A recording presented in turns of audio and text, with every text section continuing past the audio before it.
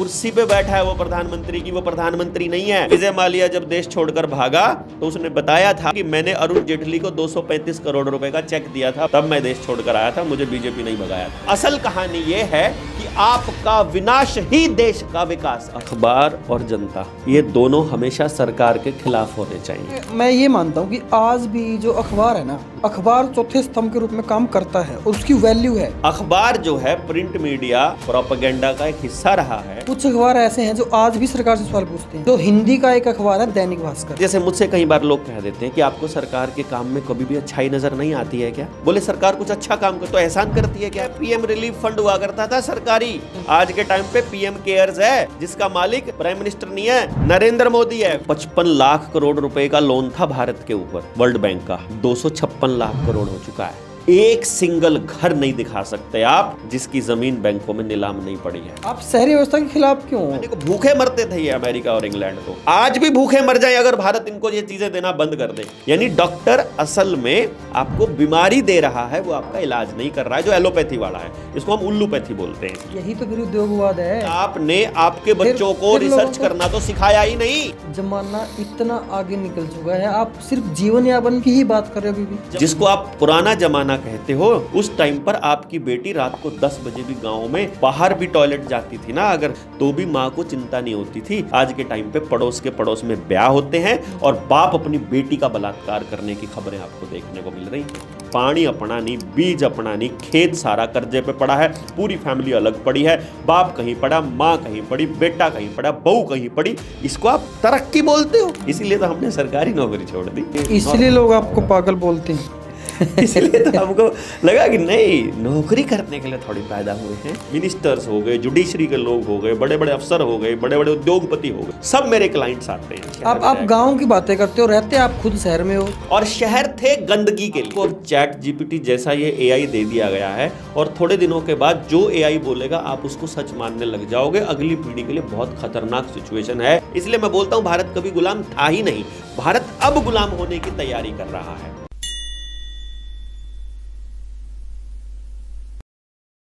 आज के एक और ताज़ा एपिसोड के अंदर डॉक्टर देवेंद्र बल्हारा हमेशा की तरह हमारे पॉडकास्ट के अंदर मौजूद हैं और बहुत सारे टॉपिक हैं चर्चा करने के लिए। डॉक्टर साहब, मैं 13 दिसंबर का अखबार पढ़ रहा था। उसमें ये मतलब फर्स्ट पेज की हेडिंग थी ये। मैं सोचा चलो मुद्दों पर चर्चा की जाए। हरियाणा में हरियाली बढ़ रही है, ऐसा दिया हुआ था। और जो उत्तर प्रदेश है उसमें पर्यटन बढ़ रहा है। उसमें पर्यटन बढ़ रहा है। और हरियाणा में वो भी हरियाणा चौथे नंबर स्थान पे है प्रति व्यक्ति आय में। तेलंगाना पहले नंबर उसमें तेलंगाना पहले नंबर पे दिखाया हुआ है। तो ये जो ताजे आंकड़े हैं और अखबार की पहली हेडिंग है, ये फर्स्ट पेज की हेडिंग है बहुत बड़ी। जबकि इंडिगो की फ्लाइट के जो चर्चा है वो सेकंड नंबर पे है। और भी सारी चर्चा थी अखबार के अंदर, इंडिगो की मोनोपोली की। हाँ, इंडिगो की मोनोपोली उसी अखबार की। मैं हेडिंग लगा दूंगा आप लोगों के लिए नीचे, वो जो कटिंग लगा दूंगा अखबार की। तो इनके ऊपर अब क्या थिंकिंग है, मतलब कि क्या वास्तव में हरियाणा में हरियाली बढ़ रही है? देखो क्योंकि जंगल, देखो आज के ज़माने में हालांकि पेड़ पौधे लगाए जा रहे हैं, जितनी भी सामाजिक संस्थाएं हैं वो करती रहती हैं हरियाली का काम, लेकिन क्या उनकी वजह से हरियाली बढ़ी है या कुछ और आंकड़े हैं ये? देखो, मैं 2-3 चीज़ें आप लोगों को बता देता हूँ। पहले नंबर पे तो आप एक बात हमेशा ध्यान रखिए, जितने भी लोग इस वीडियो को भी सुन रहे हैं और जिनमें अपना कॉमन सेंस है, अखबार और टीवी, रेडियो या सोशल मीडिया, इसका मैक्सिमम पार्ट फ्रॉड है, अधिकतर पार्ट। ये जो खबरें होती हैं, जैसे कि कहीं एक्सीडेंट हो गया, कहीं कोई मीटिंग हुई या कुछ और काम हो गए, उनमें आप लिख कर देते हो अपनी लेटर हेड के ऊपर लिख कर देते हो प्रेस नोट, उसको वो लोग छाप देते हैं जब उनके पास खबरों की कमी रहती है या जब उनके पास एडवर्टीजमेंट्स नहीं होती हैं, तब विज्ञापनों की कमी में वो लोग खबर छापते हैं। अदरवाइज ये जितना मेन स्ट्रीम मीडिया है और सोशल मीडिया भी मैक्सिमम प्रोपेगेंडा मीडिया है बेसिकली। ऐसा मतलब आपके इस बात के पीछे तर्क क्या है? तर्क के साथ बात करो ना। इसके देखिए मैंने अभी शुरू ही किया है, तो आप सिर्फ ये बोलेंगे कि क्यों है ये, अगर आप इस पे पूछेंगे। सबसे पहले आपको ये देखना पड़ेगा कि आपने ये, सबसे पहले इसको देखना पड़ेगा कि ये कब बने हैं, ये मीडिया हाउसेस जो हैं वो कब बने हैं, अखबार कब आए हैं और क्यों आए हैं। 1870 में, 1876 में, 1890 में अखबार आए हैं और अंग्रेजी के अखबार आए हैं। भारत में पहली बार जब अखबार आए, अंग्रेजी के अखबार आए, हिंदी का एक भी अखबार नहीं था जिस टाइम पर मीडिया आया है ना, अखबार मीडिया आया है। उसके बाद हिंदी का तो सिर्फ रेडियो चैनल आए डायरेक्टली, और फिर टेलीविजन आए। जिस वक्त अमेरिका में 100 चैनल घरों में चला करते थे, उस वक्त भारत में मात्र एक डीडी नेशनल नाम का चैनल आया। उस टाइम की बात बता रहा हूँ, 1990 के आसपास की बात है। हाँ, 86-87 के आसपास की बात है ये तो आप लोगों के और हमारे आसपास 86-87 में, उस वक्त महाभारत और रामायण आई, तब लोगों ने उनको लेना चालू किया। उससे पहले उनको कोई लेता भी नहीं था। यानी आपकी पसंद की चीजें उस पर चलने लगी, तब जाकर के उन्होंने भरोसा जमाया। पहली जो फिल्म आई थी भारत के अंदर, बॉलीवुड की जो पहली फिल्म थी, वो राजा हरिश्चंद्र थी। हरिश्चंद्र की कहानी जैसा हमारी रागनियों में हुआ करता था, वैसी ही कहानी वहाँ आई। फिर दूसरी कहानियाँ जैसा आसपास था वैसी ही आई। फिर आपके बच्चों को स्कूलों में पढ़ाया गया कि सिनेमा समाज का आईना होता है। फिर ये देखा कि जो उसमें आ रहा है वैसा समाज में हो रहा है। फिर महाभारत और रामायण की कहानियों का विजुअलाइजेशन आया। उससे पहले जो अखबार थे वो अंग्रेजी में ही थे, उस वक्त भी अखबार ज़्यादातर अंग्रेजी में ही थे। कुछ हमारी हिंदी भाषा में, नॉर्थ इंडिया में जब लड़ाइयाँ होने लगी या स्थानीय भाषाओं में अखबार छपने लगे, पर्चे छपने लगे, जब अंग्रेज़ों की मुखालफत करनी थी हमारे क्रांतिकारियों को, तो अपनी रीजनल भाषाओं में अखबार छापने चालू किए उन्होंने। वहाँ पर भी टाइम समय पर बैन लगाएगा, कलकत्ता में, बंगाली में और उसमें, और हमारे लोगों के बनाए हुए अखबारों के ऊपर बैन लगते थे और उनके मीडिया धड़ल्ले से बिकते थे। तो डे 1 से ही अखबार जो है, प्रिंट मीडिया हमेशा से ही प्रोपेगेंडा का एक हिस्सा रहा है। कि पूरे उसके 2 बड़े कारण रहते हैं, यानी कि प्रोपेगेंडा कैसे चलता है और उसका असली कारण क्या है। मतलब सबसे पहले तो पूरे देश के अंदर क्या हो रहा है। 1 मिनट में आपको रोकना चाहूंगा यहाँ पे। हाँ। अब मैं ये मानता हूँ कि आज भी जो अखबार है ना, अखबार चौथे स्तंभ के रूप में काम करता है और उसकी वैल्यू है। अगर कहीं भी करप्शन हो रहा है, अगर कहीं भी जो सरकार ने घोषणा कि उन पर काम नहीं हो रहा है, कहीं भी भ्रष्टाचार हो रहा है, अगर उनकी खबर अखबार के अंदर लगती है तो वास्तव में मतलब उस पर काम होता है। मैं उसका कारण बता देता हूँ, उस पर कार्रवाई होती है उन बातों पर। मैं उसका कारण बताता हूँ क्या होता है। मैं अभी उसके ऊपर ही आ रहा था। पहले मैं आपकी बात का जवाब दे नहीं, मैं आपके प्रोपेगेंडा के बात के ऊपर मैंने बात बोली। मैंने भी यही कहा है, वो इसीलिए होता है, उसके ऊपर चर्चा इसीलिए होती है क्योंकि वो लिखित है और वो एक बार लिखा गया तो वो लिखा जाता है और वो परमानेंट लिखा जा चुका है। आई बात समझ में? तो अब उसका जवाब विधानसभा में देना पड़ेगा क्योंकि विपक्ष उसके ऊपर सवाल पूछेगा। जब विपक्ष उसके ऊपर सवाल पूछेगा तो उस पे सत्ता पक्ष को जवाब देना है। इसीलिए अखबार को इतना महत्व दिया जा रहा है। लेकिन मूल में आपको फिर जाना पड़ेगा उसी तरीके से कि अखबार बना क्यों था, अखबार छापे क्यों गए थे। शुरुआत में उसके 2 बड़े कारण थे। कारण नंबर 1, अंग्रेज़ों को जब भी पूरे देश के अंदर अपनी कोई बात पहुंचानी है एज अ प्रोपेगेंडा, जैसे आज के टाइम पे सत्ता पक्ष, मैं ये नहीं कह रहा हूँ कि देश के अंदर जो मौजूदा सत्ता पक्ष है, राज्य का भी अपना एक सत्ता पक्ष होता है और वहाँ अलग अलग पार्टियों की सरकारें हैं और हर राज्य अपने राज्य में चलने वाले अखबारों को और दूसरे मीडिया हाउसेस को एडवर्टाइजमेंट देता है। बाकायदा विज्ञापन का पैसा होता है। वो विज्ञापन का पैसा देने के बदले में एडिटर उनको ओब्लाइज करते हैं कि आपके खिलाफ नेगेटिव खबर हम कम से कम छापेंगे, परंतु यदि कोई घटना ही हो गई तो कैसे रोकेंगे? कहीं आग लग गई, कहीं कोई मृत्यु हो गई, एक्सीडेंट हो गए, इसको तो छापना पड़ेगा ना। लेकिन वहां पर भी इतना ध्यान रखा जाएगा कि सरकार से सवाल ना पूछा जाए, अगर सरकारें उसको बहुत सारा पैसा एडवर्टाइजमेंट के तौर पे देती हैं तो। नंबर 2, तो इसका मतलब क्या हो गया कि अखबार और main stream media, electronic media और सोशल मीडिया प्रोपेगेंडा फैलाने के लिए इस्तेमाल किया जाता है, जानकारियों के लिए। लेकिन इसमें भी है कुछ अखबार ऐसे हैं जो आज भी सरकार से सवाल पूछते हैं। देखिए, कुछ अखबार ऐसे हैं, ये आप आज से 5 साल पहले 10 साल पहले कह सकते थे। नहीं, आज भी है। आज के टाइम पर तो मैं- मैंने एक भी अखबार मेरी ऐसा रिस- नहीं देखा है। मेरी रिसर्च में देखिए, जो हिंदी का एक अखबार है दैनिक भास्कर, सबसे फ्रॉड अखबार है वो। नहीं, मेरी रिसर्च में ये आपकी सामने आया कि रिसर्च और मेरी रिसर्च औरों अलग के हो मुकाबले सकती की है बात कर रहा ना। हूं मैं। अरे औरों औरों के मुकाबले सबसे बड़ा व्यापारी घराना है दैनिक भास्कर।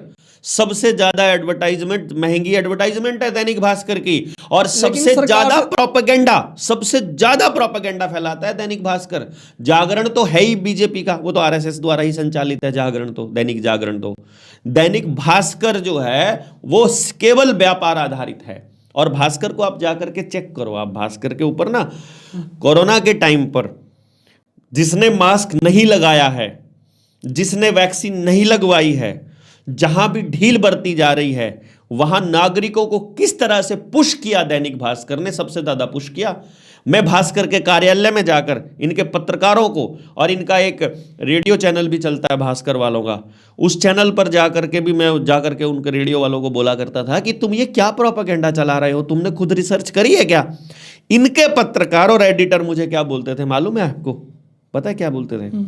वो कहते थे कि भैया जी हम क्या करें, मजबूरी है, ऊपर से प्रेशर है, ऐसे ही लिखना पड़ेगा हमको। मतलब उन लोगों से कहां था प्रेशर उनके पास? अरे मालिक जो कह देगा एडिटर, उससे आगे लिख चला जाएगा क्या? और मालिक कौन है इन अखबारों के, चैनलों के, जितना भी मीडिया हाउसेज हैं, कौन है मालूम है? सत्ता में बैठे लोग ही तो हैं, तो जिनको अपनी सत्ता ही बचानी है। आज के वक्त तो 90% से ज्यादा मीडिया हाउसेज के ओनर विधानसभा लोकसभा के अंदर ही बैठे हुए हैं। तो सत्ताधारी लोगों का ही अखबार होगा तो वो जनता के लिए कैसे लिखेगा? रियलिटी में जो मीडिया और पब्लिक है, ये बातें और भी बहुत सारे बोलते हैं लोग, आप भी बोल रहे हो, ठीक है, नहीं, लेकिन इसका जो जनता का उत्तरदायित्व क्या बनता है इन अखबारों की या फिर मीडिया हाउसेज की, जो मैं ये बातें इनके उस बात बता देता हूं। देखिए, सबसे पहली बात तो अखबार और जनता, ये दोनों हमेशा सरकार के खिलाफ होने चाहिए, हमेशा। जनता भी खिलाफ होनी चाहिए? जनता भी हमेशा सरकार के खिलाफ होनी चाहिए। उसका कारण क्या है कि जनता ने आपको वोट दे दिया, वोट देने के बाद अपना अधिकार उसको दे दिया हमारे लिए, अपने लिए पॉलिसी बनाने के लिए। अब सरकार की, जैसे मुझसे कई बार लोग कह देते हैं कि आपको सरकार के काम में कभी भी अच्छाई नजर नहीं आती है क्या? मैंने कहा आती हो, करती होगी सरकार, कोई अच्छा काम करती होगी। बोलते आप नहीं बोलते हो, तो मैं क्यों बोलूं बताओ? बोले सरकार कुछ अच्छा काम कर, तो एहसान करती है क्या? अगर आज नरेंद्र मोदी के पास 8800 करोड़ रुपए का जहाज है अपना प्राइवेट, अगर वो करोड़ों रुपया रोज का खर्च करता है अनलिमिटेड सिक्योरिटी के ऊपर, क्या आप उनके नाम पे है वो? क्या? हाँ, पीएम केयर फंड तो उसी के नाम पे है, प्राइवेट फंड है। नहीं, वो जो आप जहाज की बात कर रहे हो तो उसी का है पर्सनल, और किसका है? जाके पता करो। प्राइम मिनिस्टर के नाम पे नहीं है। जिस दिन कुर्सी से हटेगा अपना लेके जाएगा। कहते राजी हो रहे हो? बोले भाई प्राइम मिनिस्टर का नहीं रह रहा अब कुछ भी, प्राइम मिनिस्टर की कुर्सी का नहीं है। पीएम रिलीफ फंड हुआ करता था सरकारी, जो प्राइम मिनिस्टर की कुर्सी पे बैठा होता था उसको अधिकार होता था उस पैसे को छेड़ने का। आज के टाइम पे पीएम केयर्स है, प्राइवेट सोसाइटी है, जिसका मालिक प्राइम मिनिस्टर नहीं है, नरेंद्र मोदी है, व्यक्ति नरेंद्र मोदी है। फिर नरेंद्र मोदी प्रधानमंत्री है ना? अरे नहीं भैया यार, कुर्सी पे बैठा है वो प्रधानमंत्री की, वो प्रधानमंत्री नहीं है, परमानेंट प्रधानमंत्री थोड़ी ना है वो।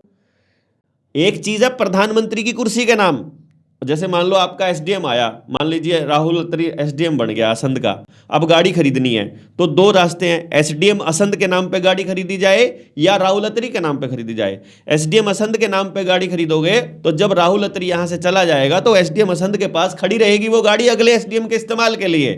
लेकिन राहुल अत्री के नाम पे होगा तो जिस दिन राहुल अत्री जाएगा अपने साथ लेके जाएगा। तो पीएम केयर्स प्राइवेट सोसाइटी है, जैसे हम लोग सोसाइटी बना के दान मांगते हैं।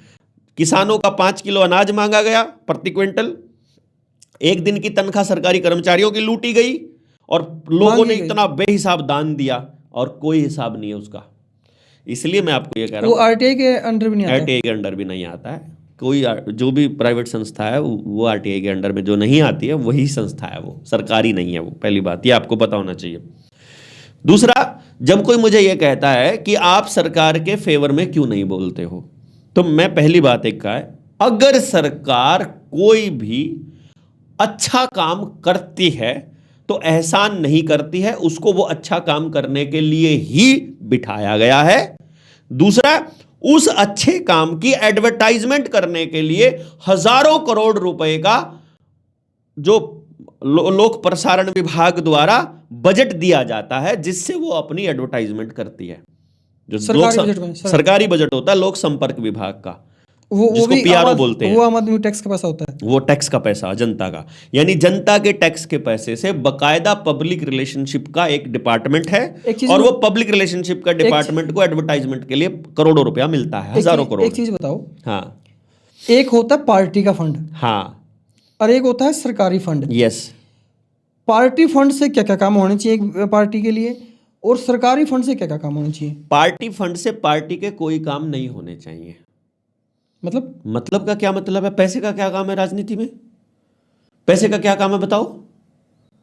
आपको अपने मुद्दे बताने हैं गांव के अंदर जाकर के, आपको एडवर्टाइजमेंट, सोशल मीडिया की पेमेंट, अखबारों की पेमेंट, टीवी चैनलों की पेमेंट, करोड़ों रुपया, ये तो पार्टी को तो मिल जाएगा फंड।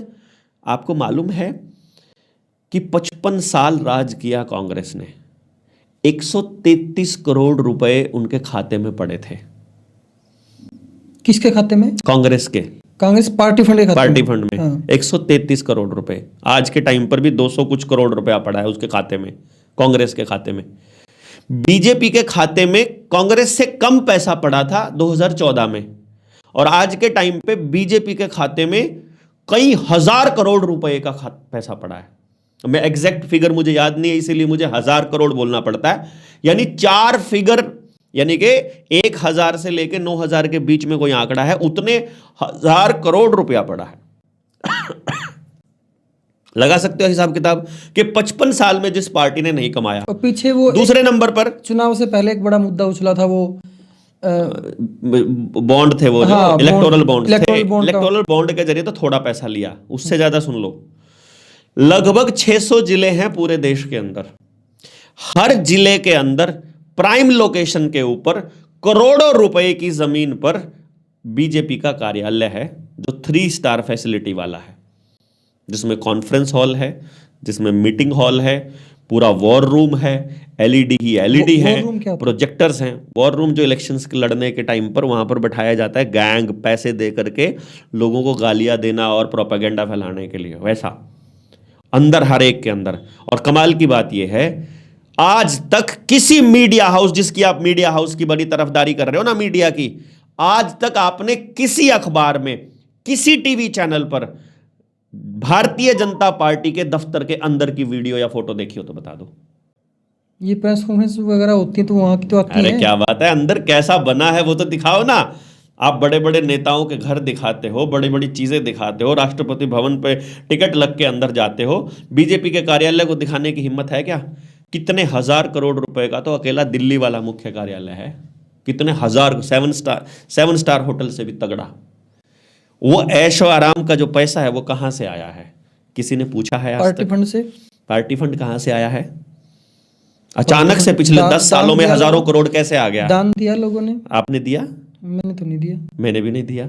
और पूछोगे गांव में किसी ने भी नहीं दिया? मेरे पास दान देने के लिए मैं कह रहा हूं पूरे गांव में किसी ने नहीं दिया, किसी ने नहीं दिया, केवल उद्योगपतियों ने दिया। जैसे विजय माल्या जब देश छोड़कर भागा तो उसने बताया था बकायदा प्रेस कॉन्फ्रेंस करके कि मैंने अरुण जेटली को 235 करोड़ रुपए का चेक दिया था पार्टी फंड के नाम पर, तब मैं देश छोड़कर आया था, मुझे बीजेपी नहीं भगाया था। क्या विजय माल्या बीजेपी नहीं भगाया था? हाँ, आप ऐसा बोल रहे हो? ऑफर दिया उसने, 235 करोड़ का चेक दिया उसने, उस चेक की फोटो लगाई है साथ में अरुण जेटली को। जाने से पहले एयरपोर्ट पे अरुण जेटली मिल के गया था, वित्त मंत्री हुआ करता था अरुण जेटली उस टाइम पे। अब बात को आगे बढ़ाता हूं मैं। पहला काम था अखबारों का प्रोपेगेंडा। तो यदि सरकार को अपनी बातों का प्रचार करने के लिए पब्लिक रिलेशन ऑफिस से पैसा मिलता है, अगर दूर मतलब जनसंचार जो जनसंपर्क विभाग को पैसा मिलता है, तो इसका मतलब क्या हुआ कि हमारी ड्यूटी क्या बनती है कि जो कमियां रह गई हैं वो बताएं खाली।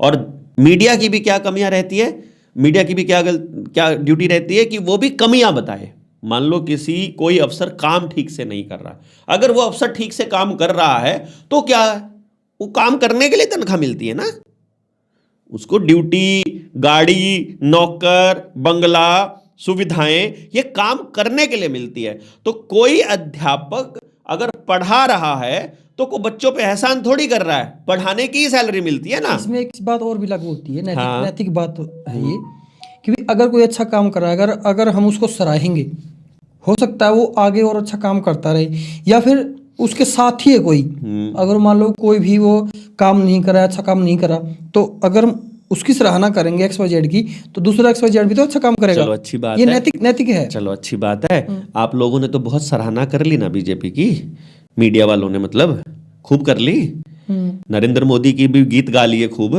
तो हो गया अच्छा काम। 55 लाख करोड़ रुपए का लोन था भारत के ऊपर वर्ल्ड बैंक का, 256 लाख करोड़ हो चुका है। क्या गिरवी रख के बनाया है ये ऐसा भारत। आज के टाइम पर हरियाणा के अंदर ये हालत है, एक सिंगल घर नहीं दिखा सकते आप जिसकी जमीन बैंकों में नीलाम नहीं पड़ी है। आज ये हालत है कि 45 करोड़ युवा पूरे देश के अंदर बेरोजगारी की लाइन में खड़े हैं। हाईएस्ट बेरोजगारी का रेट हरियाणा में है। लेकिन सकल घरेलू उत्पाद तो बढ़ रहा है, जीडीपी बढ़ रही है हरियाणा की। जीडीपी इसलिए बढ़ रही है क्योंकि जीडीपी को दिखाने वाले जो आंकड़े हैं वो ऑनलाइन ट्रांजैक्शन में दिखाते हैं। अगर आप सब्जी वाले से 2 रुपए कैश दे करके सब्जी ले लोगे तो जीडीपी नहीं बढ़ती है, पर अगर ऑनलाइन ट्रांजैक्शन करते हो तो जीडीपी बढ़ती है। यदि आप गांव के स्कूल में पैदल चले जाओगे और बिना पैसे के पढ़ाई करोगे तो जीडीपी नहीं बढ़ती है। लेकिन अगर आप बस में जाओगे तो बस के खरीदने का, उस पर ड्राइवर लगने का, पेट्रोल डीजल का, टायर का, रोड खराब होने का, सीसीटीवी कैमरा लगने का और प्राइवेट स्कूल में जाने का पैसा खर्च करोगे महंगी वर्दी पहनकर तो जीडीपी बढ़ती है। अगर आप बीमार नहीं होते हो या आप अपने घरेलू किचन के या अपने जंगल के आसपास की जड़ी बूटियों से इलाज कर लेते हो तो जीडीपी नहीं बढ़ती है। परंतु यदि आप आयुष्मान कार्ड में सिर्फ एक पथरी का ऑपरेशन भी 3 लाख रुपए में करवाते हो तो जीडीपी बढ़ती है। यदि आप कोई भी ऐसा काम है, राजनीति में यदि आप भाईचारे से बात करके और वैसे चुनाव लड़ लेते हो तो जीडीपी नहीं बढ़ती है। परंतु यदि हजारों करोड़ रुपया खर्च करते हो तो जीडीपी बढ़ती है। जीडीपी यदि आप पंचायती व्यवस्था में समाज का भला करते हो, सुबह शाम झगड़ा हो गया, उस झगड़े को पंचायत करके निपटा दिया, पैसा खर्च नहीं हुआ तो जीडीपी नहीं बढ़ती है। वहीं पर अगर पुलिस वहां जाएगी, अपना खर्चा लिखेगी, फिर उसकी मुकदमा होगा, फिर उसका खर्चा लिखा जाएगा, फिर कोर्ट में जाएगा, फिर उनके कोर्ट के वो लिखेंगे, फिर एफिडेविट छपेंगे, फिर जज वहां जाएगा तो जीडीपी बढ़ती है। यानी कि अगर सही तरीके से देखा जाए पैसे के ट्रांजैक्शन को दिखाना ही जीडीपी का बढ़ाना है और ये सारे रास्तों में आपका विनाश है। तो असल कहानी ये है कि आपका विनाश ही देश का विकास है। मैं आपसे इतनी बार बातचीत कर चुका हूं, इतने आपके पॉडकास्ट कर चुका हूं, आप शहरी व्यवस्था के खिलाफ क्यों हो? क्या मतलब है इसका? शहर भारत का हिस्सा नहीं है। भारत, जैसे आपने कई बार सुना होगा, पहली बात तो आपको गलत पढ़ाया गया कि भारत एक कृषि प्रधान देश है। भारत एक कृषि प्रधान देश नहीं है, भारत एक उत्पादन प्रधान देश है। पहला नंबर तो कृषि उत्पादन, हर चीज का उत्पादन। और अगर मैं इसका आंकड़े दिखाऊं, आप मुझे वो किताब पकड़ाइए, आपके पीछे रखी हुई है ये जो किताब, जो घनश्याम वर्मा जी की किताब है, रुपए के ऊपर जो लिखी है, और इसका मैं सहलेखक हूं, मुझे उन्होंने इसका सहलेखक बनाया। आपको इस किताब के अंदर कुछ आंकड़े मैं आपको दिखाता हूँ। ये आपने गिफ्ट करी थी, लेकिन ऐसी कैसे रखी है? मैंने पढ़ी नहीं है। आपको पढ़नी चाहिए ये किताब। मैंने आपको इस किताब के अंदर कुछ आंकड़े दे रखे हैं। नहीं, दिमाग खुलेगा आपका इससे।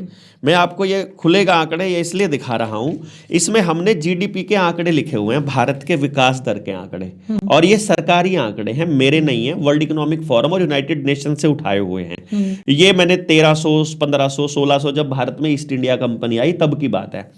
जिस वक्त ये आप ये फोटो आप लगा भी सकते हो एडिट करके, ये जब आप ये पहले नंबर पर साल 1 देखते हो, यानी आज 2025 चल रहा है, तो 2025 साल पहले की जब आप आंकड़े देखते हो, इस टाइम पर पूरी दुनिया में पहले नंबर पर इंडिया है और चाइना दूसरे नंबर पर है और बहुत पीछे है। ये जीडीपी के आंकड़े हैं, इंडिया पहले नंबर पर है, आगे सबसे आगे नाम लिखा है। एक का मतलब क्या है इसमें? साल 1 यानी आज से 2025 साल पहले। ईसा के बाद का एडी का जो साल फिर है। ये आंकड़े तब कौन, जब तक तो ये हुआ ही नहीं था अरे वो चीज़। भाई क्या बात करते हो, ये सब लिखित दस्तावेजा, आपके पुरखों का सारा नाम हरिद्वार में लिखा मिलेगा कागजों के अंदर। फिर ये तो कब से आने लग गए ये जो ये अरे ये बाद में ये आंकड़े बनाए गए हैं, ये तो ग्राफ बनाया गया है ना ग्राफ वहां से बनाया उठा गया। करके, मुझे लगा ग्राफ जो जीडीपी के आंकड़े से। 2025 साल पहले ग्राफ ना कहाँ से आ गया? ना, ग्राफ तो अब बनाया गया है। उसके बाद में ये चलते चलते जिस टाइम पर 1600 में जब ईस्ट इंडिया कंपनी अगर यहाँ पर आ गई है, उस वक्त भी पहले नंबर पर चाइना और दूसरे पर इंडिया है, लेकिन फर्क बहुत थोड़ा है यहाँ पर। यहाँ इंडिया बहुत आगे जा चुका है, यहाँ बहुत आगे है, बहुत आगे है, बहुत आगे, बहुत यहाँ आगे आकर के, मतलब 1500 साल तक भारत ने राज किया पूरी दुनिया पर। ये एक साल से, इन पहले 1500 सालों की बात कर रहा हूं, ईस्ट इंडिया कंपनी के आने से पहले। और सिर्फ भारत और चाइना दो ही हैं, बाकी कहीं नहीं है। 1600 ईस्वी तक टॉप के 14 देशों में ना कहीं अमेरिका है, ना कहीं इंग्लैंड है। मतलब भारत और चीन। भारत और चीन, कोई अमेरिका और इंग्लैंड का कोई नाम नहीं है, ठीक है।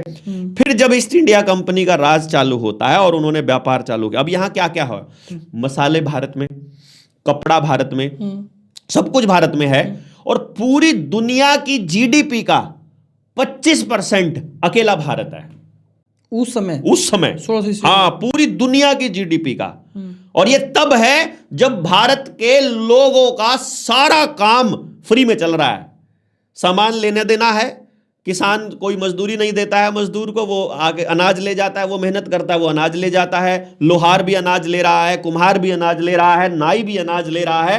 पैसे का लेन देन जीरो होते हुए भी जीडीपी जो है। एक चीज और इसमें माइंड ठीक में है? आ रही है। इस समय 1600 ईस्वी के अंदर हाँ, अमेरिका, इंग्लैंड और चीन में क्या व्यवस्था थी? सेम, चाइना में भी सेम है, क्योंकि ये जो जिसको हम ये कहते हैं ना, लेकिन ये सुनने में तो आता है ना, ये जो देश हैं ये हमारे से बहुत साल आगे हैं। अरे भैया ये आपको सुनने में आता है ना, क्योंकि आपको टेलीविजन ने ऐसा बता दिया और आपने मान लिया। ये तो आंकड़े ये बता रहे हैं ना। चाइना और भारत के अलावा कहीं पर भी उत्पादन होता ही नहीं था मेरे भाई। अमेरिका तो सबसे, जिस टाइम पे जंगलों में रहते थे जो नेटिव अमेरिकन है, जिनको रेड इंडियंस बोलते हैं, वो जंगल आधारित व्यवस्था है। जो नए जो यूरोपियंस जब अमेरिका में आए हैं, उनके पास तो वो तो एक हफ्ते तक तो लैट्रिन साफ नहीं करते थे, उनके पास तो पानी भी नहीं होता था।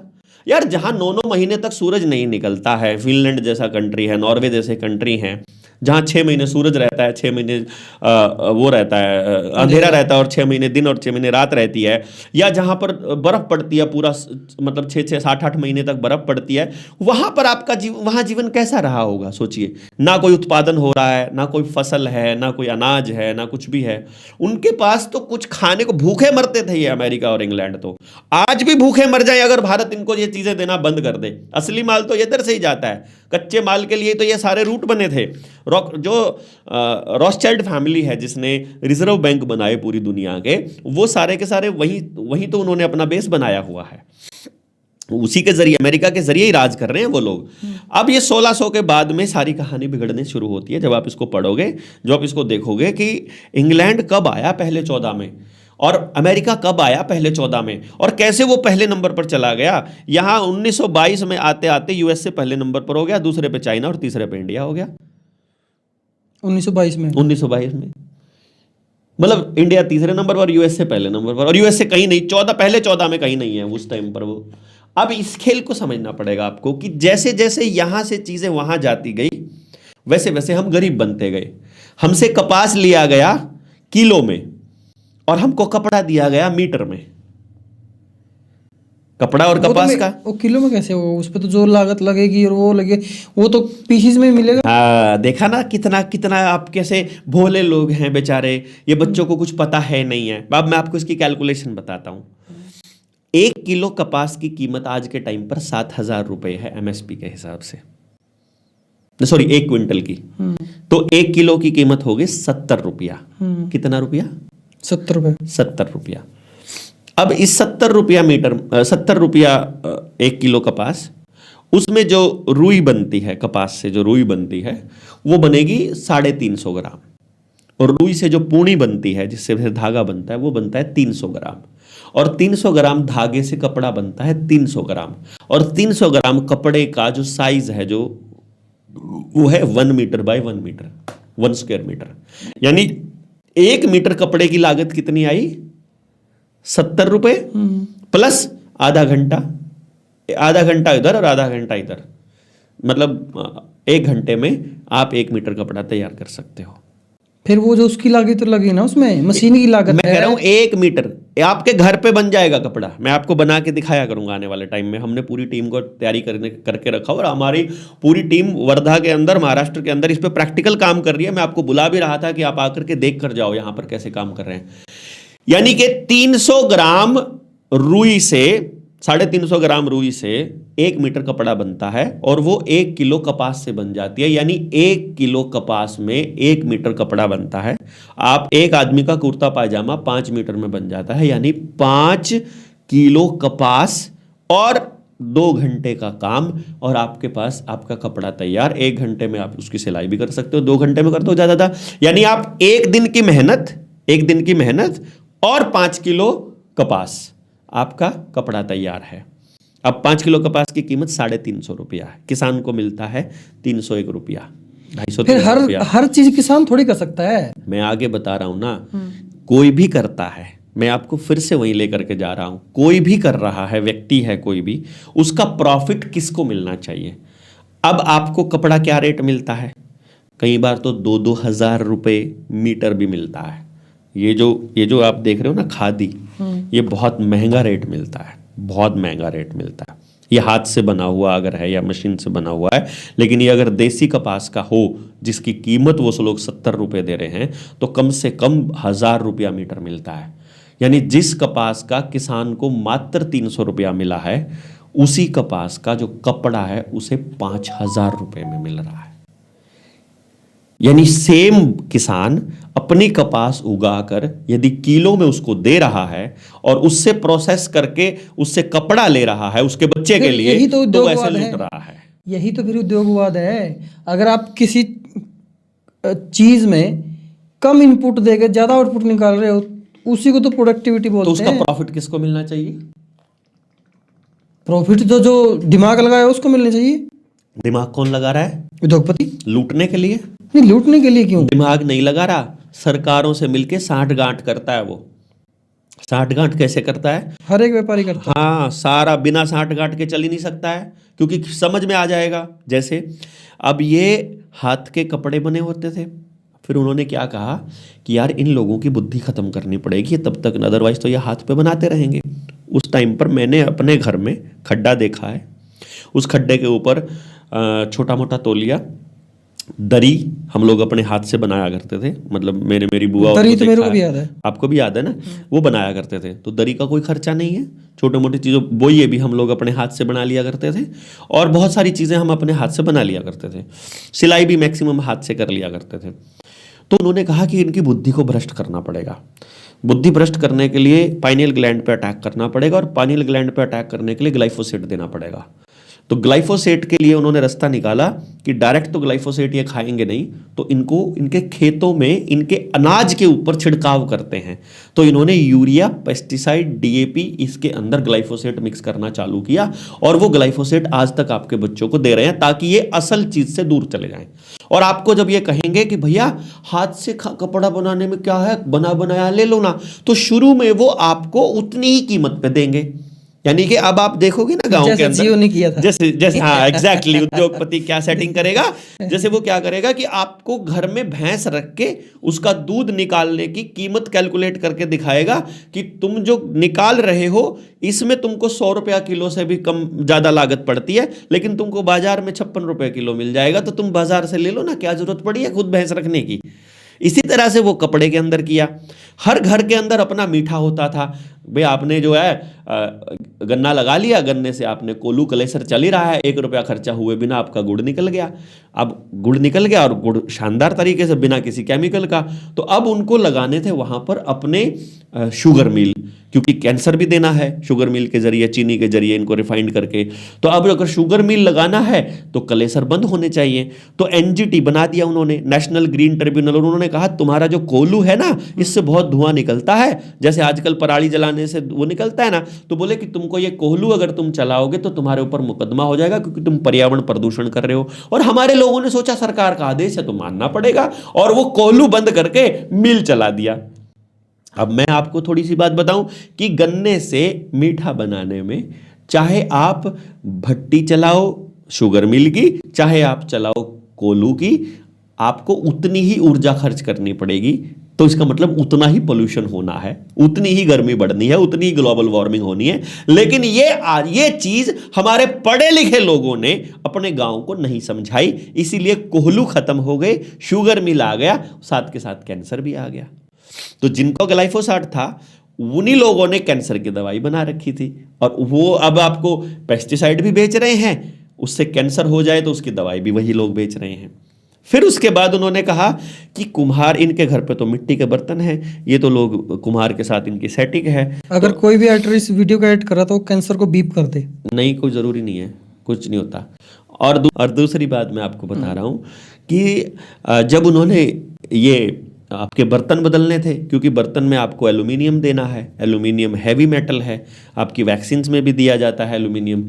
एल्यूमिनियम जिसकी बॉडी में जाएगा वो आदमी 50 के बाद में हार्ट अटैक होना भी तय है। इसलिए आपने देखा होगा जब पहले शुरुआत में जो गाँव में जो बुजुर्ग थे उन्हीं को हार्ट अटैक होता था, और वो भी वही लोग थे जिन्होंने ग्लूकोज चढ़वाई हो या इंजेक्शन लगवाए हो बुखार में या किसी और चीज़ में। केवल इंजेक्शन लगवाए हुए लोगों को ही जल्दी हार्ट अटैक हुआ है। जो लोग डॉक्टर से बचे रहे वो आज भी 90-90, 100-100 साल के अभी जिंदा हैं, जो अभी तक डॉक्टर से बचे हुए हैं।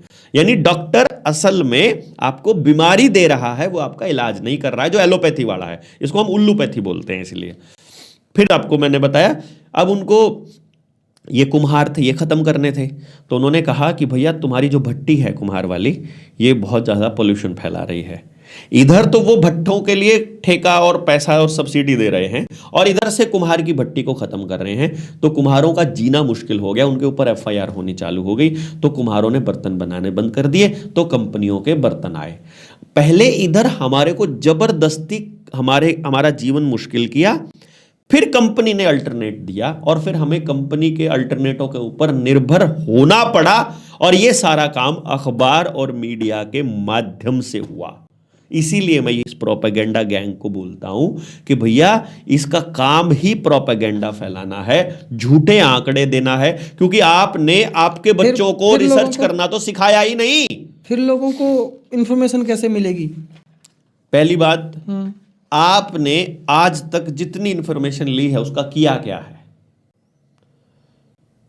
ये एग्जाम है, मान लो जनरल नॉलेज के, सही एग्जाम का किया गया है? नौकरी लगे लोग, सरकारी नौकरी कितने % लोगों को मिली? कोई भी एग्जाम होता है राहुल भाई, इस बात को सारे लोगों को समझना पड़ेगा। कोई भी एग्जाम है, जितनी सीट है और जितने एलिजिबल कैंडिडेट हैं, यदि उनका प्रतिशत निकाला जाए तो पास परसेंटेज 0.01% के बराबर जैसा मिलेगा। इसका मतलब वहां फेलियर की गारंटी 99.99% से ज्यादा हो सकती है। 0.1% से फालतू बच्चा कभी पास नहीं हुआ एग्जाम में। यूपीएससी का एग्जाम लगा लो, क्लर्क का एग्जाम लगा लो, टीचर्स का लगा लो, फौज का लगा लो, पुलिस का लगा लो, जिसका मर्जी लगा लो, ग्रुप डी का लगा लो, 0.1% से ऊपर बच्चा पास नहीं होगा। इसका मतलब फेल की गारंटी 99.9% है। तो आप एक ऐसे काम के पीछे दौड़ रहे हो जिसमें फेलियर की गारंटी 99.9% है। ये अजीब नहीं लगता हमको? और अगर फिर जनसंख्या इतनी है ना, अच्छा कहां जनसंख्या है इसका? कमाल है यार, जनसंख्या इतनी, कितनी है जनसंख्या? पूरे विश्व में भारत दूसरे नंबर पर है। अगर जनगणना हो तो क्या पता पहले नंबर पे भी आ जाए। अच्छा 130 करोड़ लोग। चलो, हर 30 आदमियों पे, हर 30 बच्चों पे एक टीचर चाहिए। ये तो हमने बात कर रखी पहले। नहीं, हर 30 बच्चों पे एक टीचर चाहिए, हर कुम्हार को 30 घर चाहिए, हर इलेक्ट्रीशियन को 30 घर चाहिए, हर आदमी को अपने जीवन यापन के लिए मिनिमम 30 घर चाहिए। आप किराने का सामान बेचते हो, आप घड़े बेचते हो, आप नाई का काम करते हो, आप कुछ भी करते हो, यदि आपके पास इस पूरे समाज से 30 घर हैं तो आपका जो भी स्किल है उससे आप अपना जीवन यापन बड़े आराम से कर सकते हो। डॉक्टर साहब, सिर्फ 30 परिवारों का एक संगठन। जमाना इतना आगे निकल चुका है, आप सिर्फ जीवन यापन की ही बात कर रहे हो अभी भी। जमाना बहुत पीछे जा चुका है, आगे नहीं जा चुका है। बताऊं कैसे? जिसको आप पुराना जमाना कहते हो ना, उस पुराने जमाने में लोग हंसी से मस्ती से जीते करते, आज के टाइम की तरह डिप्रेशन और टेंशन नहीं थी। जिसको आप पुराना जमाना कहते हो, बीता हुआ जमाना कहते हो, उस टाइम पर आपकी बेटी रात को 10 बजे भी गांव में बाहर भी टॉयलेट जाती थी ना, अगर गांव के बाहर भी अगर टॉयलेट जाने का अरेंजमेंट है तो भी माँ को चिंता नहीं होती थी कि वो बाहर जा रही है। उसको पता था पूरा गांव उसे अपनी बहन और बेटी मानता है। आज के टाइम पे पड़ोस के पड़ोस में ब्याह होते हैं और बाप अपनी बेटी का बलात्कार करने की खबरें आपको देखने को मिल रही हैं। नहीं मिल रही हैं तो बता दो। पुराने टाइम में जिसको आप बीता हुआ जमाना बोलते हो ना, पूरे गांव में डॉक्टर की जरूरत नहीं होती थी, कोई बीमार नहीं पड़ता था। और आज के टाइम पे कोई घर नहीं है, अरे वैद्यों के पास जाना ही महीने साल 6 महीने में एक बार कोई जाना होता तो जाना होता था, वरना बुखार और खांसी के अलावा, जुकाम के अलावा तो कोई बीमारी नहीं होती थी। और ये बुखार खांसी और जुकाम सारी की सारी बीमारियां फ्रेंडली डिजीज हैं, ये होनी चाहिए शरीर का प्रतिरोधक क्षमता बनने के लिए। कैंसर नाम की कोई बीमारी नहीं थी, टीबी नाम की कोई बीमारी नहीं थी, पोलियो इनकी वैक्सीन ने दिया, अंदरंग इनकी वैक्सीन ने दिया, पैरालिसिस इन्होंने दिया, और आपका हार्ट अटैक इन लोगों ने दिया, कैंसर इन लोगों ने दिया। ये सारी बीमारियां, अब एडीएचडी आ गई है, डिसलेक्सिया आ गया है, ऑटिज्म आ गया है, ये भी इनके बच्चों को लगने वाली वैक्सीन ने दिया। मतलब जिसको बीता जमाना बोलते हो उस टाइम पे बीमारी नहीं है, और जिसको आप आगे जमाना निकल गया उस टाइम पे बीमारियां ही बीमारियां हैं। जिसको बीता जमाना बोलते हो, हर रोज त्योहार की तरह मना करके पूरी फैमिली चूल्हे के चारों तरफ बैठ के रोटी खाती थी। आज के टाइम पे फैमिली डिनर साल 6 महीने में एक बार होता है, जब पूरी फैमिली इकट्ठी होती है, वो भी होली और दिवाली पर सारे दफ्तर बंद होते हैं, तब जा करके पूरी फैमिली को इकट्ठा होने का मौका मिलता है। जिस टाइम पर आप बीता जमाना बोलते हो, किसी आदमी को अगर अब गांव में आकर के शिफ्ट होना है, हर घर 1 ईंट 1 रुपया देके उसका घर बनवा देता था। आज के टाइम पर अगर आपका कोई बूढ़ा बुजुर्ग मर जाए ना, जिसके बच्चे विदेशों में बैठे हैं, अंतिम संस्कार करने भी कोई नहीं आता। आज के इस जमाने में जहां वीडियो कॉल का टाइम आ गया है ना, वीडियो कॉल पर अर्थीयों को कांधा दिया जाता है, वीडियो कॉल पर आग लगाई जा रही है, वीडियो कॉल पर शादी ब्याह हो रही है।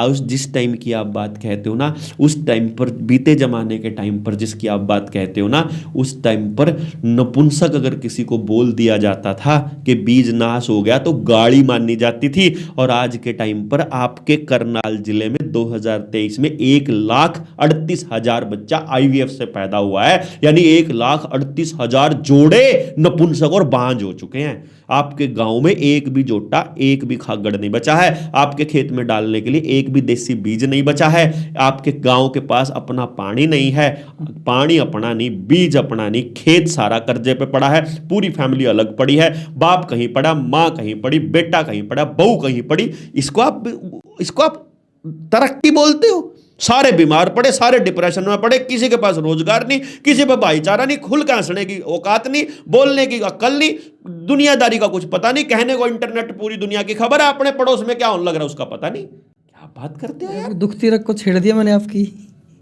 मैं तो आपको पूछ रहा हूं, आप बताइए, आप किसको बीता जमाना और किसको तरक्की कहते हो? मैं तरक्की उसको कहता हूं जब मेरा बच्चा घर से निकले तो मुझे इस बात की चिंता ना हो कि वो सुरक्षित है या उसको कोई उठा के ले जाएगा। मैं उसको बोलता हूं कि मेरा बच्चा कुछ भी ना करे तो भी जीवन यापन कर लेगा, कि मुझे स्ट्रगल करना पड़ेगा। अरे जीवन के स्ट्रगल और बहुत होते हैं, आपको सरवाइव करने के लिए स्ट्रगल करना पड़ेगा। केवल एक आदमी है, इंसान है, जिसको स्ट्रगल करना पड़ता है इस लेवल पे कि उसे नौकरी चाहिए जीने के लिए। अरे काम चाहिए यहां तक बात कहो तो चलेगा, रोजगार चाहिए यहां तक कहो तो, नौकरी चाहिए, यानी आपको नौकर बनना है किसी का तो आपकी जीवन बेहतर है। ये बड़ा रिडिकुलस है, बहुत बहुत अजीब है, मतलब मेरे लिए अजीब है। आई डोंट नो आपके लिए। इसलिए लोग आपको पागल बोलते हैं। पागल जिसने गल पाली है, जिसने बात को पा लिया है, जिसको बात समझ में आ गई है। इसीलिए तो हमने सरकारी नौकरी छोड़ दी। इसलिए तो हमको लगा कि नहीं, नौकरी करने के लिए थोड़ी पैदा हुए हैं। परमात्मा ने इतनी एक गजब की कृति बनाई है हमारा दिमाग, और हमको इच्छा शक्ति दी कि आप अपनी मर्जी से कुछ कर लो, लेकिन नौकरी में तो अपनी मर्जी से कुछ कर नहीं सकते, तो फिर हम पैदा ही नहीं हुए। फिर अगर हम ये कहें कि आदमी अपनी मर्जी से कुछ भी कर सकता है, ऐसा दिमाग दिया है हमें, चेतना दी है, इसका मतलब वो चीज खतरनाक है जहां हम अपनी मर्जी से ना कर पाए।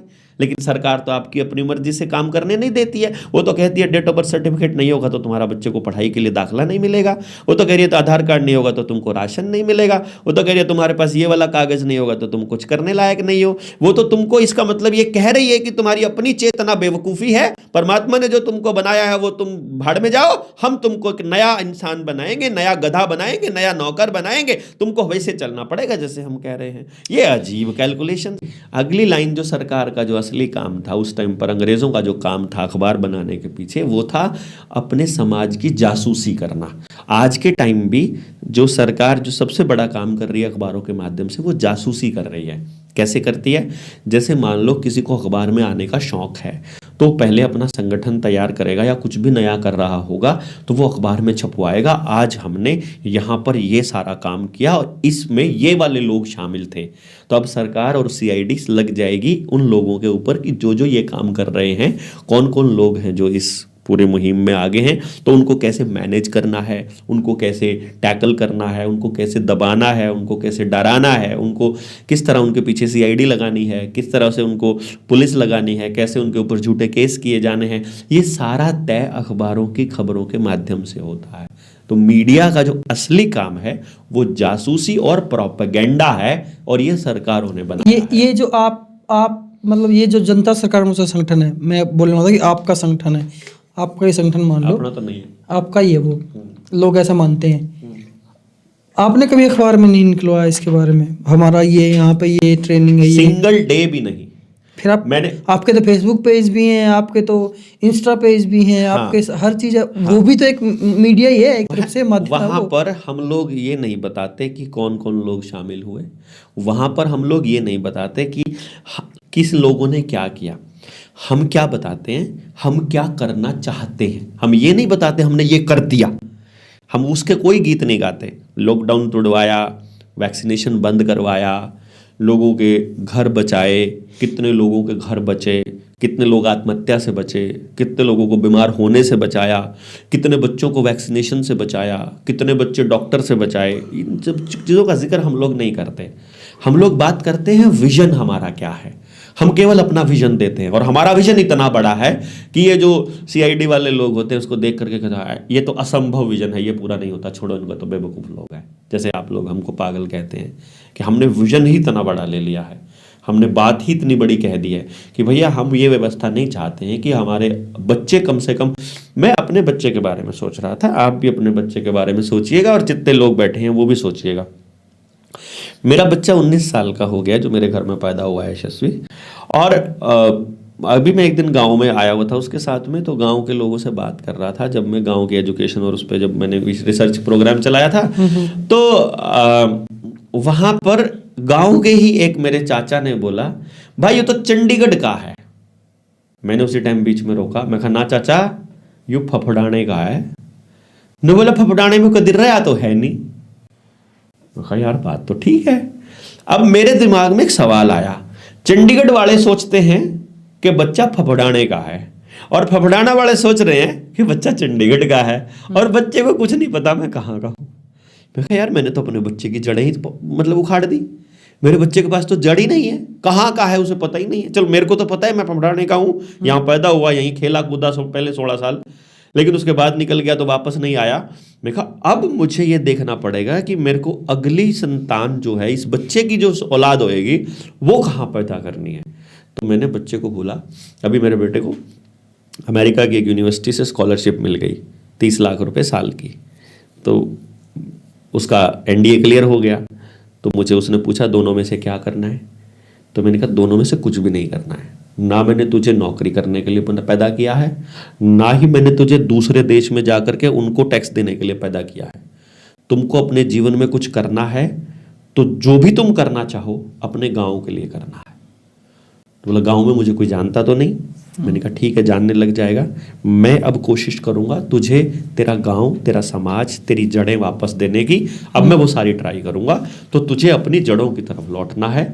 तुझे जितना पैसा चाहिए सैलरी के तौर पे मैं तुझे जिंदगी भर देता रहूंगा जब तक मैं जिंदा हूं, लेकिन तुम्हें अब किसी की प्राइवेट नौकरी नहीं करनी, तुझे अब अपने गांव की सेवा करनी है। वो टेनिस खेलता है ना, लॉन टेनिस का प्लेयर है, तो अपनी उसकी एकेडमी गांव के लिए, गांव से तैयार करेंगे ओलंपियंस, हम लोग गांव में ही तैयार करेंगे, वरना गांव में कौन खोलता है?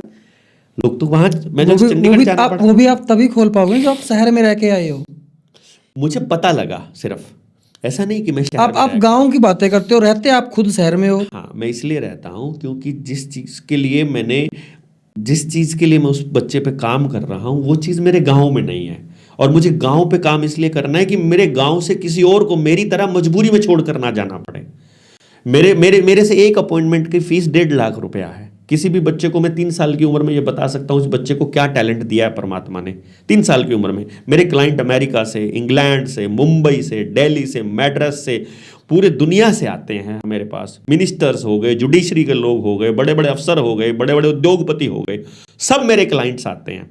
लेकिन मेरा गांव मेरी इस टैलेंट का फायदा नहीं उठा पा रहा। ये कितनी बड़ी दुविधा की बात है। क्योंकि उनके पास पैसे नहीं है। क्योंकि उनके पास इस बात की समझ नहीं है कि अपने बच्चों का इस्तेमाल कैसे करना है। मेरा इस्तेमाल करेंगे तो पैसे की जरूरत नहीं है उनको। मैं गांव के लिए तो अपने आप को खुद मैंने फ्री छोड़ा है अपने लिए, कि मैं गांव के लिए फ्री करने को तैयार हूं। अगर गांव तैयार है तो मैं वहां धंधा नहीं करूंगा, मैं वहां बिजनेस नहीं करूंगा। ये मैंने अपनी इस विद्या का बिजनेस नहीं करूंगा। आपने बिजनेस करना आप कर सकते हो, कोई और फ्रेंचाइजी लेके काम करना चाहे वो कर सकता है। पहले तो 63 फ्रेंचाइजी थी 2016 में, पूरे भारत में 65 फ्रेंचाइजी हो गई थी, मतलब 2 और हो गई थी। सबके पैसे वापस करे मैंने। जिसके पैसे पूरे हो चुके थे उनको बोल दिया कि तुमने मेरे को 10.5 लाख रुपया दिया था, अब तुम 25 लाख कमा चुके हो, इसलिए अब तुम्हारा कांटा मेरा, अब तुम किसी और कंपनी से ले आओ, मेरा पुराने वाला सॉफ्टवेयर ले लो, एक्सपेंडिंग होराइजन्स के नाम से मैं तुमको नहीं करूंगा। सब बंद करना पड़ा मुझे। क्यों करना पड़ा?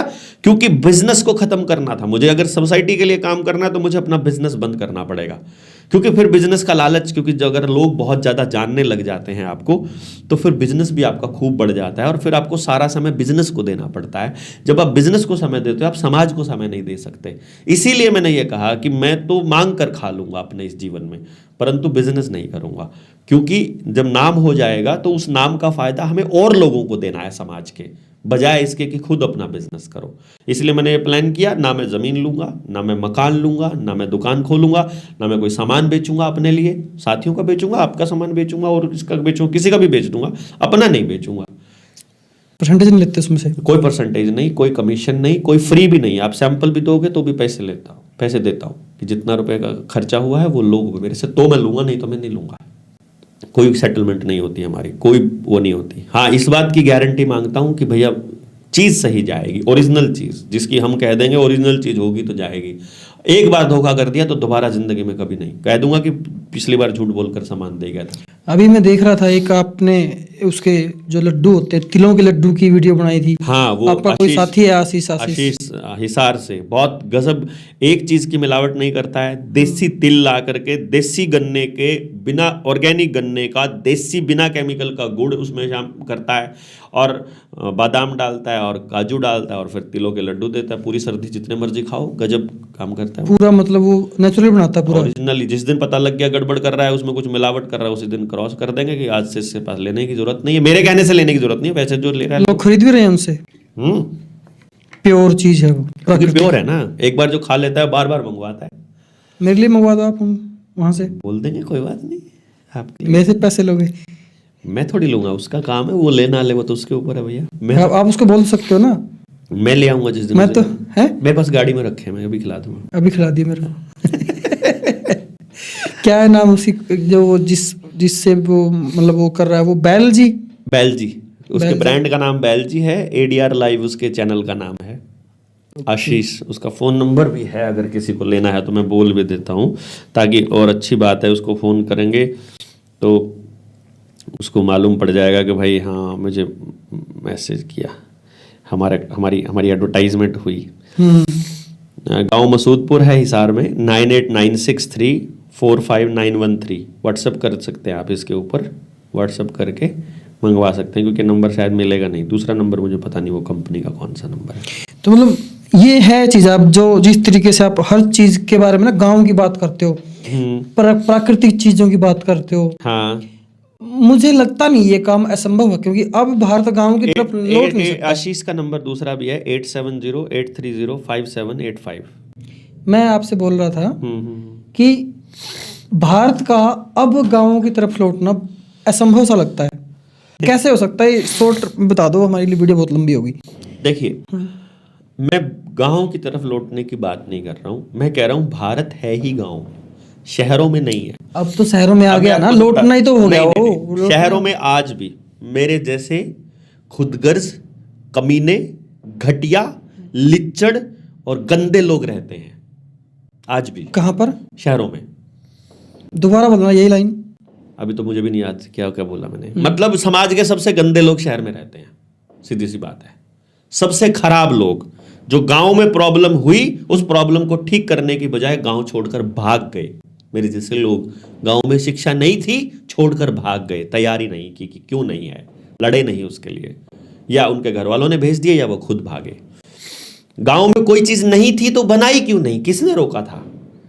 मुझे जब समझ में आया, मैं वापस आने की तैयारी कर रहा हूं कि गंदे लोग क्यों रहते हैं, तो अब मुझे समझ में आता है कि भारत उत्पादन आधारित, जो मैंने ये बताने की शुरुआत की थी, वो बात ये थी कि भारत कृषि प्रधान देश नहीं था, भारत उत्पादन प्रधान देश था। तो सब चीजें गांव में होती थी, और गांव की जो व्यवस्था है, पूरी की पूरी व्यवस्था जंगल आधारित थी, ना सरकार के ऊपर निर्भर थी, ना व्यापार के ऊपर, ना बाजार के ऊपर निर्भर थी। तो अब गांव को कुछ भी किसी से नहीं चाहिए था, इसीलिए अंग्रेज कभी राज नहीं कर पाए। इसलिए मैं बोलता हूं भारत कभी गुलाम था ही नहीं, भारत अब गुलाम होने की तैयारी कर रहा है। फिर तो दूसरी बात मैंने कही, उस टाइम शहर किस लिए बने थे?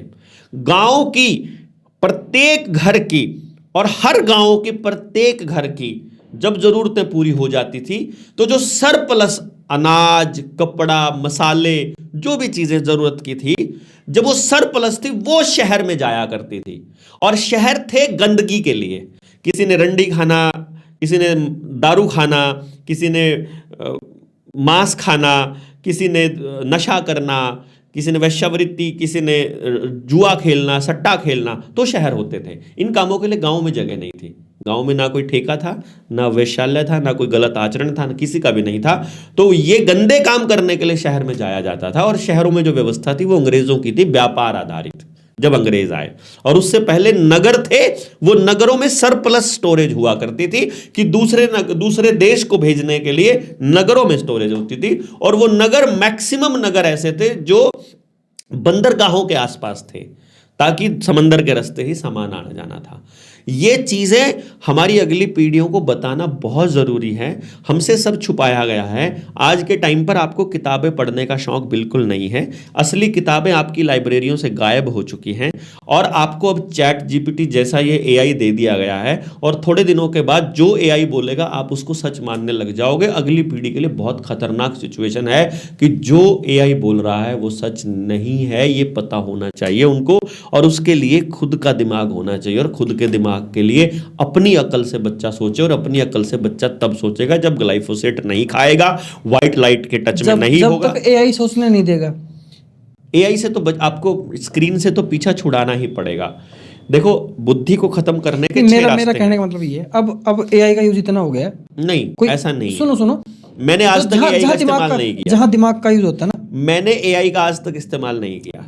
लोग करते हैं, मैं भी करता हूं। मैं उस बात को बता रहा हूं आपको कि एप्लीकेशन लिखना, खबर लिखना, और क्या क्या होते हैं, और मतलब जिस दिमाग, ये सारे मैनिपुलेशन है सारे, जिसमें दिमाग का यूज होता है। नहीं, ये दिमाग का नहीं, सिर्फ फॉर्मेट का यूज होता है, भावनाओं का। दिमाग केवल और केवल इमेजिनेशन के लिए है। इमेजिन नहीं कर सकती एआई। एआई आपको काम बना बनाया दे सकती है, जो आज तक कभी किसी ने बनाया है उसका मिक्सचर आपको दे सकती है। एआई अपने आप से सोच नहीं सकती। आपके बच्चे की बुद्धि को खराब करने के लिए पाइनियल ग्लैंड को खत्म करना जरूरी है, और पाइनियल ग्लैंड को खत्म करने के लिए जो उपयोगी चीजें हैं, ग्लाइफोसेट जो कि पेस्टिसाइड, यूरिया, डीएपी केमिकल्स में इस्तेमाल होता है, फ्लोराइड जो आपको सुबह टूटी के पानी में दिया जाता है, वाइट लाइट जो आपके घरों में ट्यूब लाइट है, ये वाइट लाइट है, और आपकी गाड़ियों की हेडलाइट है वो वाइट लाइट।